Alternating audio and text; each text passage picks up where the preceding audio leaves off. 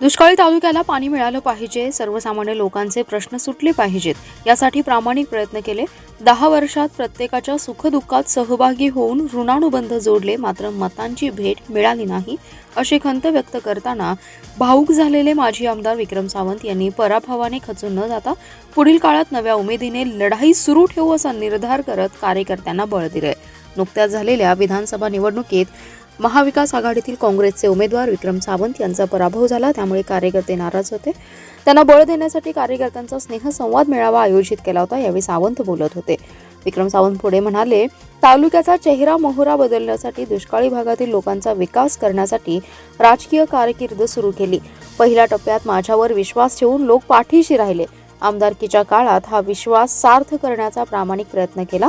म्हैसाळचे पाणी विस्तारित योजना पूर्ण व्हावी यासाठी विधान भवनासमोर आंदोलन केलं. त्याचं फलित म्हणून 2000 कोटी मंजूर झाले.